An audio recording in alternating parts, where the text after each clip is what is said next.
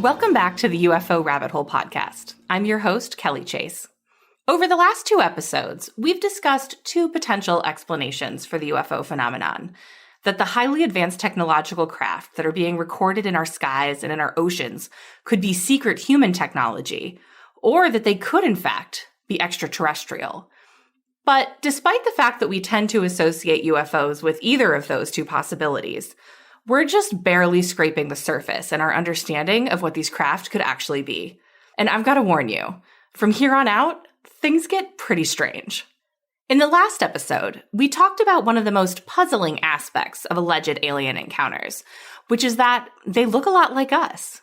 In other words, they're anthropomorphic, which is a mashup of 2 Greek words, anthrop meaning human and morphic meaning shaped, so literally human-shaped. And as we discussed, although the idea that extraterrestrial beings would be anthropomorphic is counterintuitive, the more we learn about how evolution works, the more likely it seems that we could encounter intelligent beings from other planets who do look a lot like we do.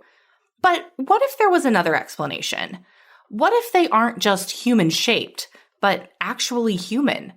What if what people are seeing aren't extraterrestrial beings that happen to evolve along a similar evolutionary path? What if they're part of our evolutionary path, but they're just further down the road than we are? This is what is referred to as the future human hypothesis. The basic premise of this hypothesis is that the origin of the UFO phenomenon isn't from another world, but from this world far in the future. Michael Masters, a professor of biological anthropology at Montana Technological University, is a proponent of the future human hypothesis. In his book, Identified Flying Objects, a multidisciplinary scientific approach to the UFO phenomenon, Masters makes the argument that, although we tend to associate UFOs with extraterrestrials, that it actually makes a lot more sense that they have a terrestrial, and more specifically human, origin, saying, quote, "We know we're here. We know humans exist. We know that we've had a long evolutionary history on this planet. And we know our technology is going to be more advanced in the future. I think the simplest explanation innately is that it is us. I'm just trying to offer what is likely the most parsimonious explanation," end quote. And he does have a point.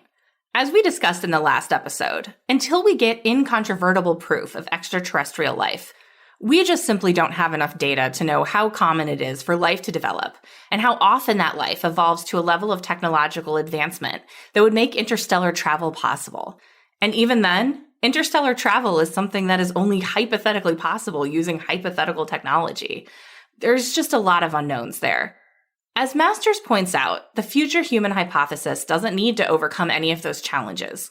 We don't need to unlock the mysteries of the universe to find an explanation for this phenomenon. All the answers we need are right in front of us. And yet, as we'll see, the future human hypothesis offers us anything but easy answers. So let's take a little time to explore this idea, starting with the question of how humans might evolve to look in the future. Now, it's impossible to play the tape forward on evolution and know for certain what humans will look like in the future, but we only need to look at our own evolutionary path up until this point to see how drastically a species can change over time. And we know enough to make some basic assumptions that allow us to at least approach this as an interesting thought experiment. So, based on what we know, what might future humans look like? Well, if current trends continue, they will probably look much more similar to each other than present-day humans do. Humanity as we know it is very diverse. Over the last 200,000 years or so, as humans spread out across the globe, we developed different traits based on adaptations to our environment, interbreeding with other ancient human species, and random mutation. As a result, there's a stunning amount of variety in our skin color, eye color, hair color and texture, height, etc. However, as we become more technologically advanced, our world is getting smaller. We're no longer isolated from each other in little pockets of humanity, and we're increasingly mixing together in one giant genetic melting pot. The natural result of this is that our genes are becoming more homogenized. Dominant traits like brown eyes become much more common than recessive traits like blue eyes. And the traits that aren't tied to one specific gene, like skin color and eye shape, blend together, causing people to look more and more alike.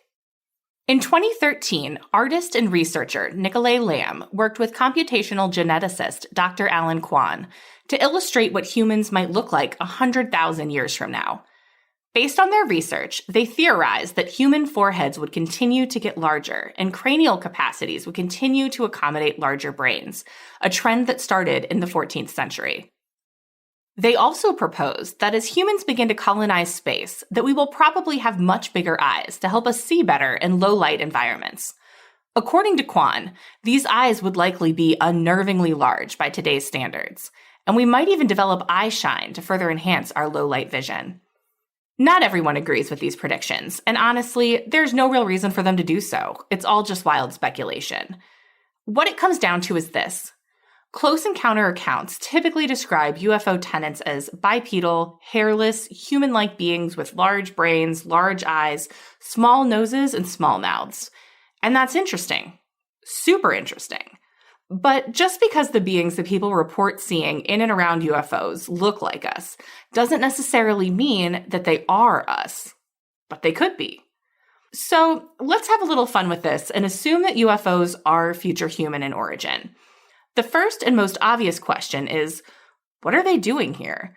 There are three basic buckets of possibilities. 1, they're just curious. 2, they're trying to save us. And 3, they're trying to save themselves. So let's break these down. Let's start with the idea that they're just curious. The thinking with this theory is that if a species evolved technologically to the point where time travel was possible, then the natural inclination would be to go back in time and check out what things were like in the past. So it could be that they're basically tourists. Maybe in the distant future, instead of taking a Caribbean cruise, you can vacation by going back in time to see the dinosaurs, then fly through Egypt to watch the pyramids being built, and then pop up north in a few thousand years to watch the fall of Rome before heading back home. That does sound pretty awesome. And it makes sense that if we could do such a thing, that we probably would. So that is one possibility. Another possibility is that they could be more formally studying us. Time travel would be an absolute game changer for historians and archaeologists of the future. Instead of painstakingly collecting artifacts and data and piecing them together, scholars and scientists could go back and see what was going on during a particular time period for themselves. It also could be that they aren't here just to observe us, but that they're here on a very specific mission. And some people think that that mission could be to save us by preventing some massive calamity. Maybe they're here to warn us of an impending disaster. Or maybe their goal is to alter the timeline just enough to avert some unknown outcome. One reason that some people gravitate towards this particular explanation is that there is an undeniable connection between UFOs and nuclear technology. Where there are nuclear weapons and nuclear facilities, you tend to find lots of reports of UFO sightings. Over the last decade or so, more and more current and former members of the U.S. military have come forward to talk about UFO encounters in which these craft didn't just seem to be interested in our nuclear weapons, but interacted with them directly. One such alleged incident occurred on March 24, 1967, at Malmstrom Air Force Base in Montana. U.S. Air Force Captain Robert Salas was the on-duty commander of a secret underground launch control facility that night, and he claims that he saw a giant UFO disable 10 nuclear weapons. The saucer-shaped craft was seen floating above the base by multiple guards stationed on the ground, and Captain Salas watched in astonishment as all 10 nuclear weapons were powered down and rendered useless.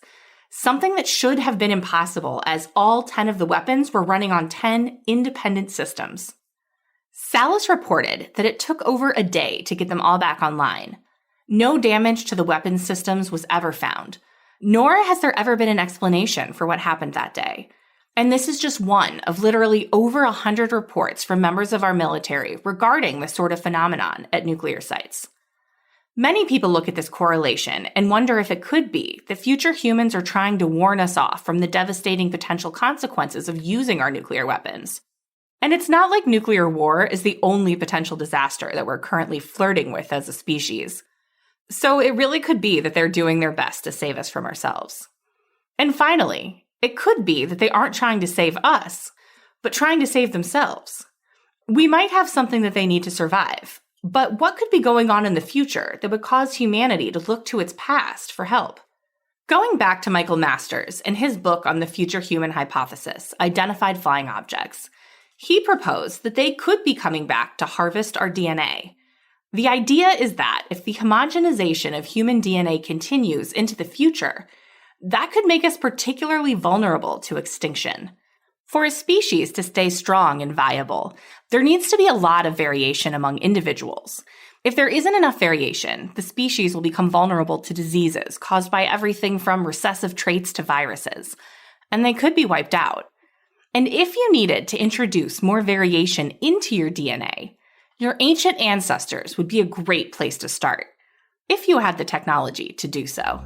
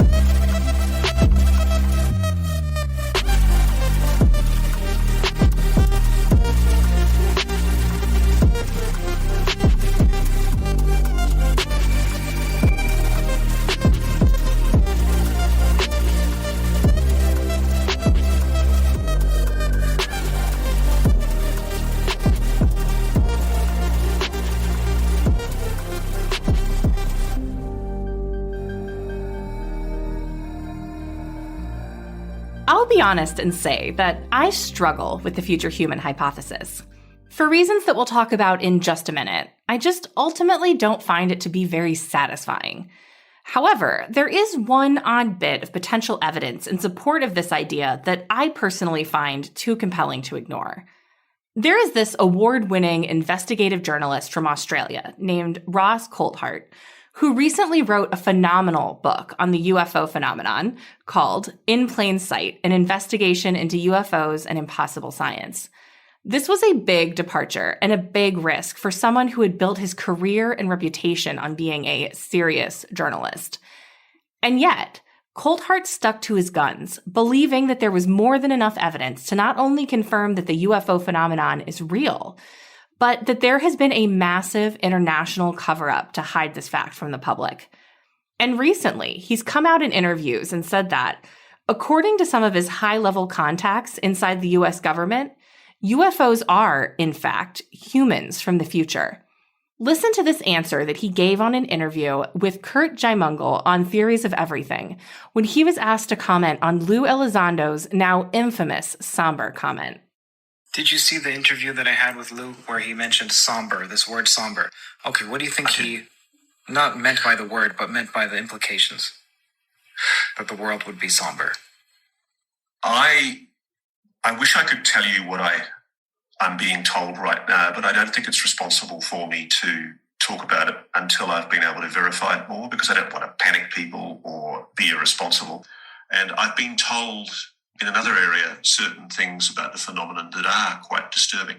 I mean, there are a lot of people privately claiming to me things about the implications of the phenomenon that go beyond, far beyond the whole notion of just, I mean, I wish it was as simple as extraterrestrials getting in their little spaceships and flying from Zeta Reticuli and coming to this planet.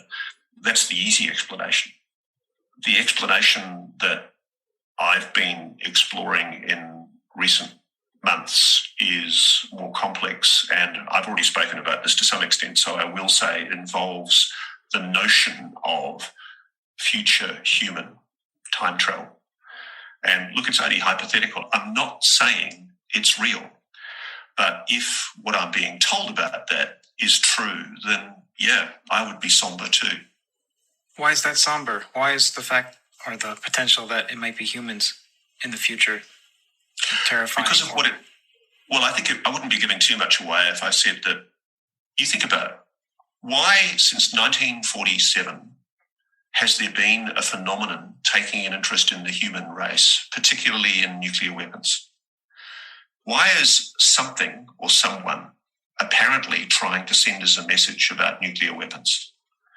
Why is it that nuclear weapons are being shut down by what Slide 9 refers to as remote sensor disassembly? What's it trying to say? what's coming. Imagine if, and I'm only speaking hypothetically here, imagine if future humans knew that if we continue on the path we're going, there's going to be a nuclear war or a conflagration of some time. Wouldn't you want to head that off? Wouldn't you want to protect your kin? And imagine if you were somebody in the US defense and intelligence establishment that was aware of that quite insane-sounding idea that this might be a time thing, a future war thing. And imagine if you're worried that anything you do might jeopardize that time stream. Ah, I see. That's interesting. That's where I'm working at the moment. And I don't know if I'll ever get an answer. Wild, right? This conversation goes on from here and is a fascinating interview to listen to. I'll link it up in the comments so you can go check it out for yourself. Although I'm not the biggest fan of the future human hypothesis, Ross Coulthart is someone who is well respected, not just in the UFO community, but in the world of mainstream journalism. He has a reputation for being a hard-nosed and fearless investigator who has taken on and taken down everyone from terrorists to organized crime syndicates. So when Ross says something like this, it's hard not to listen and wonder if he might be onto something. Granted, and Coulthart himself is very aware of this and is the first to admit it, his information is only as good as his sources. And right now, we don't know who those sources are or what their motivations might be for telling him these things. The reality is that intelligence agencies lie all the time, and it could be that he's being intentionally fed misinformation. But Coulthart's sterling reputation leads many to believe that this is very likely what he's being told by his contacts in the government. Whether or not it's true is still up for debate. Because here's the thing, the future human hypothesis has some real issues. There's not enough evidence to rule it out, but like I said, there's something about it that's just unsatisfying. First of all, let's say that Coulthart's sources are right, and that they are here to save us from some impending disaster. It begs the question, why wouldn't they just tell us that? Why would they instead decide to dick around for 80 years or so, popping up randomly, but without any clear message or intention? And I also don't know that I totally buy that even if there was a huge calamity of some kind, that whatever remained of humans in the future would choose to go back and fix it. Think about it. If you had the ability to go back in time and prevent some horrible atrocity from happening, like if you could go back and prevent the Holocaust from happening, the knee-jerk reaction is that yes, of course you'd do it in a heartbeat. But how far back would you go? And what would you change to be certain that it wouldn't happen? And here's where it gets really messy. What impact would making those changes in the past have on the people who are alive in the present? What if no one lost a loved one in the horrors of the concentration camps? What if all the high school sweethearts didn't have to go away to fight a war, never to return? It sounds fantastic, like a miracle. But then you consider all of the people who were born because those people never returned. If you go back and save them, how many people are you killing in the present? And is causing them not to exist the same thing as killing them? And what if you found out that saving millions of lives would mean causing millions more never to exist? And how would you even make that decision? Do the people who are around first get priority when it comes to choosing who to save? Do you make the choice that saves the most lives? Or do you make the choice that causes the least amount of suffering? And how would you even know any of those things ahead of time? There are no easy answers when it comes to anything that involves time travel, particularly when you start talking about altering timelines. And that's where the primary issues with the future human hypothesis lie, with the idea of time travel itself. It causes all kinds of problems that we aren't sure how to solve. And much like anyone who claims to have understood the plot of Tenet, I'm suspicious of anyone who claims to have any definitive answers on this issue. Because, to start, we don't even know for sure that time travel is even possible. Actually, that's not true. There is one kind of time travel that we know is possible, but unfortunately, it doesn't really help us with this scenario. And that's because the only kind of time travel that we know how to do, at least theoretically, is going forward into the future. But with this kind of time travel, it's a one-way ticket. We know that we can go forward in time through a property of Einstein's theory of special relativity called time dilation. So, as a quick refresher, we know from special relativity that time is not constant, and that the faster you move, or the stronger the gravitational field you're exposed to, the slower time moves for you. In a technical sense, all of our astronauts who've spent any time in space are also time travelers, because as they move at tremendous speeds in space, time is actually moving fractionally slower for them than it is on the Earth. However, the difference is only about 38 microseconds per day, so we don't really notice it. But if we were able to put a human into a craft that could travel at near the speed of light, it would be possible to send that person far into the future, while only a few hours or days pass in their time. But this only works when you're trying to go forward in time. So obviously that's a problem, because while it could give us clues as to how we might be able to visit future humans, it doesn't explain how they could come to see us. And if the trip is only one way, all of the primary theories for why the future humans might come here start to fall apart. So let's go back to this idea of traveling backward in time. Sure, we can't do it now, but if we're talking about human technology thousands or even hundreds of thousands of years in the future, it seems like we could probably figure it out eventually, right? So why are so many scientists adamant that traveling backwards in time isn't possible? The main reason is the second law of thermodynamics. Almost all the laws of physics are symmetrical with regard to time, which means that they would work the same way whether time were going backward or forward. For instance, imagine that you're playing pool. You hit the cue ball with your pool cue, and that cue ball hits the 8-ball into the corner pocket. You win, hooray!